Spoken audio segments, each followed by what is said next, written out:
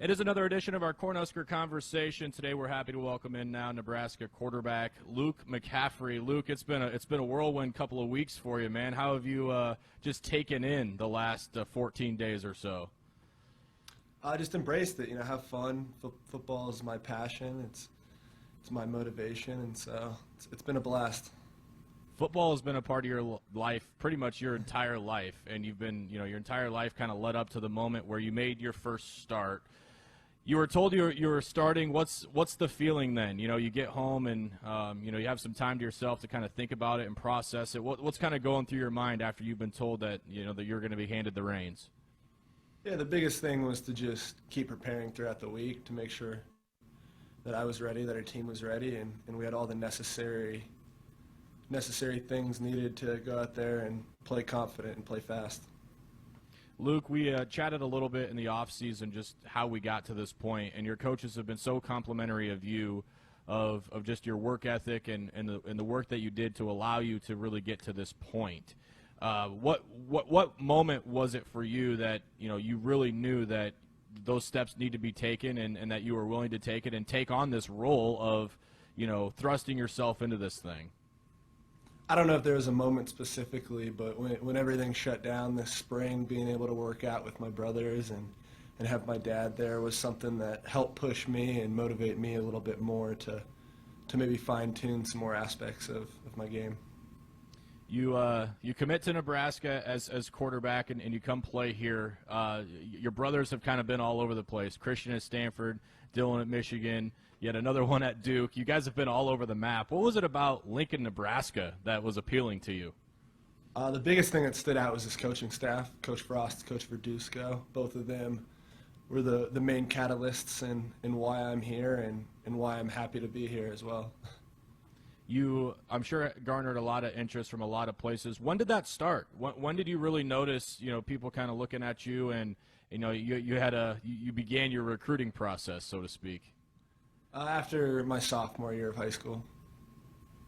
So offers start coming out. I'm sure the name McCaffrey holds a certain amount of allure. So you had probably some eyes on you before you were even getting it turned up. But when did you notice yourself, Luke, as a football player, turn a corner in high school? Go, yeah, I have what it takes. I can go play at this level. I don't know if there was a moment exactly. That's what every football player dreams of since they were younger, and so it's something I've always strived for and always looked forward to. Walk through us your origins at quarterback. You think of your family lineage. Your dad was a wide receiver. Your brother's a running back. Your other brother was a quarterback. You have another wide receiver in the family. How did you get attracted to the quarterback position? Yeah, my dad kind of pushed all of us to be a quarterback since we were younger, and my older two ended up getting distracted with some other positions, and finally two stuck with me and Dylan. So that's really what is it about the position that you love? Just having your hands on the ball and involved all the time. What is it about that position that you really love and you just wanted to stick with it? Yeah, it probably has a little more availability to get the ball and be creative. It's fun because offensive line and quarterback are the two positions that probably sub the least, and so to be on the field as much as possible is something that's a blast. Do you remember your first season playing football? Do you remember the first time that you were allowed to go turn it loose? Tell us about what that was like. Yeah, the Parker Hawks in second grade had my dad as my coach. It was a blast. I remember my first season. I think we won one game. We were smaller than our helmets, and then after that, it was fun from there. When you first started playing, what were you like just as I don't even know what to call it, not a student necessarily, but as a sponge? Because at this time you've got, obviously your dad you were looking up to, but you have older brothers too. Where were they kind of at in their careers and how seriously they were taking football when you were just starting? Oh, they were my idols growing up. So even throughout Little League when my brothers were playing, they were always studs, whatever level they were at, and so just to watch them play and sit there on the sideline in awe, I would be at their games and be on the sideline just trying to reenact whatever they were doing with whoever else was there, whoever's younger brothers were there. There's a fair amount of age gap between you guys. So tell us, like, what a backyard football game in the McCaffrey house was like growing up. Like, were the teams always fair? Was it the older brothers beating up on the younger brothers? How did that typically go down? Now, so our teams for almost anything were Max, my oldest brother, who's 25 now, and Christian, who's 23. And they would split up with me and Dylan, who are the younger two. And so throughout that, we would even them out a little bit. So walk us through what a game or a pickup game, or it doesn't even have to be football, but basketball is like. Because I'm imagining your dad is involved in this in some capacity, and there was probably some blood, sweat, and tears, shed on a few driveways and backyards growing up. Yeah, I would definitely emphasize the blood and tears part of that one. Whoever lost usually didn't say too much for the next couple of days in whatever we were competing with. So this is pretty unique to have three brothers all play Division I football at big time schools. Luke, when you're kind of experiencing this with them and they're deciding where they want to go to school, and then you're watching them play on Saturdays, what's that like as a younger brother? And then you see the success that they had, on the field and even at the next level. Like, is it surreal at all for you just sitting back and letting this all play out? Yeah, it's a huge blessing. There's something very thankful in my heart for that, to be able to have role models like them on and off the field. The people they are, not just playing football, but the passion they bring to life, to our family, to the game of football is something that's unmatched. And to have those role models in my life is such a blessing, and the only word that comes to mind is how thankful I am. A lot of this conversation is geared towards your family because I know how important they are to you. It's clear watching your dad over the last few months how important you guys are to him as well. But we are here to get to know you a little bit better. What's something about yourself that people may not know about you or would be surprised to know about Luke McCaffrey? Ooh, when I was in high school, my brother could learn how to play the piano. I'll connect it back to my family. So I tried to tickle the ivories a little bit. I never learned how to read music or anything, but I tried to learn it just enough to where you can fake like you know piano.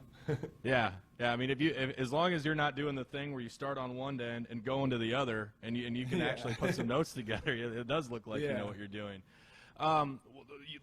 Again, to go back to that last conversation we had just about the pandemic, and I know you got some very valuable time with your family. What was that like as a teammate? You've got guys from all over the country that are dealing with things their own way, and you're as a quarterback, or probably a guy that's probably relied on bringing people together. What did this do for your leadership and just your voice and having to use your voice to keep the team together? It brought us together a ton. The communication that was allowed to be held through that when we're not in our normal day-to-day activities was something that helped bring us together. There were guys like DiCaprio Boodle, and some of our other leaders, Colin Miller, who were able to communicate even when we weren't together. And so that made it, I think in the summer it was, when we were allowed to get back together, we all kind of bonded even more because we'd been through similar things and we had more experiences, more aspects of our life that we could talk to that were more unique than maybe they would in a normal year. Luke, I know the season didn't get off to the start that any of us wanted it to, with a couple of losses, but the win over Penn State, just seeing the scenes from the locker room, as somebody who's covered the team for a while, that's the most rewarding thing, is to see you guys happy and to see that celebration in the locker room, to see Coach Frost bouncing around with a big smile on his face. Makes all the hard work worth it. He has always said when this thing's turned, it's going to turn quickly and it's going to turn in a big way. I'm sure he's relayed that message to you guys as well. Within the walls of the locker room, Luke, how close do you feel this thing is to turning with all the work that you guys have put in? Just like anything in life, I don't know if there's a specific moment, but it's something that will only be told through time. The biggest emphasis right now is consistency and effort. So there's a lot of things in that game we did well, but there's also a lot of things we need to fix. And if we can get those fixed, then the process can keep moving along. And so that journey and that end destination are kind of one and the same. You wouldn't be where you are right now without a lot of people, but Adrian Martinez is probably one of them. And knowing Adrian like I know him, you know, he's mature beyond his years, as are you. What has this relationship been like? Let's just start the first time you met him. Do you remember the first time you met Adrian and what he was like? Yeah, the first time I met him was after the Colorado game his freshman year. It was my official visit. And since that very moment, he's been such a good friend, good mentor, good teammate, all the above, and very thankful for having him in my life, on our team, and around everyone. We all know that only one quarterback can play at a time, and I know both of you want to be out there, both of you want to contribute, both of you want to win. And I think this is a good lesson, too, for the younger guys, for guys like Logan and Matty Masker and some other guys, too, that, you know, sometimes it's a journey and it's a process. Walk us through just the relationship in the room, Luke, with all of you guys, and then welcoming in another guy and Logan, and, you know, how you guys have bonded together as a quarterback unit, knowing only one of you can be out there at a time. Yeah, we take pride as a unit, as a quarterback unit. We take pride in doing whatever's best for the team and helping each other in every sense, and that goes hand in hand from Matt Masker to Logan to Adrian, Braden Miller, and myself. We all take pride in being the most competitive guys on the team and going and giving our all no matter when we're asked. Luke, on our show a lot, we get questions about, you know, what a typical week is like, and it's hard to really explain, especially in the life of a quarterback. So walk us through like a Sunday for you after a game. You know, what you do to start your preparation and healing your body. What does a typical Sunday look like for you, especially when you're carrying the ball as much as you do? Yeah, so step one's recovery. Even if you don't get hurt necessarily, you're always going to be a little sore. Hop in the pool, hop in the ice tub, get Mark Meyer, Jason, Drew, all those guys do such a good job. Those are our training staff, and so anything that they can do to help, they will. Along with that, we have all the resources we need to help get our bodies right, and then it's just preparation. Start moving on to the next week, maybe take a little time to evaluate what happened on Saturday and where we can get better, and then it's all in the next week after that. A lot of preparation, a lot of physical and mental preparation, too. Okay, Luke, with Thanksgiving coming up, obviously circumstances are different now, but I'm only imagining the amount of food that has to be made by Mama McCaffrey when all the boys and your dad are together. So what is a typical holiday feast like, and how much food is required to feed all of you? Oof, too much. My mom growing up was always such a good cook. I feel bad for my dad now because once all the brothers left, then I think she stopped cooking a little bit. You know, we were her motivation to cook and try new things. Now my dad has to start making some leftovers or grilling some burgers a little bit more. But what for is Thanksgiving? Yeah, go ahead. It just depends. We haven't been lucky enough to be together too much Yeah. the past couple of years ever since we've been playing, and so it's usually a quick FaceTime or as many people that can get together as possible. Okay, so let's just say hypothetically, everybody's together, you're all at home, and you get to pick one meal to eat with Mom makes. What are you going to eat right now? Anything with mashed potatoes. I'm a sucker for those. I get hated on for putting ketchup on them, but Oh, so when you're eating a Thanksgiving meal, Luke, do you put stuff on the mashed potatoes, or does it have to be isolated? Oh, isolated. I'm a clean eater. I'm the guy who had the little lunch box where it separates your food in middle school. So are you a gravy guy or just the potatoes by themselves? Oh, potatoes. I'll put some ketchup on it. But, Okay. Nothing Love other than it. that. Okay, man. I mean, I guess right now it's just kind of turning the page. What's the mojo of the team right now? The feeling of winning and losing, it's just so vastly different. What's the mood of the team this week, maybe compared to others, you know, knowing that, you know, you go and execute, you can win a football game?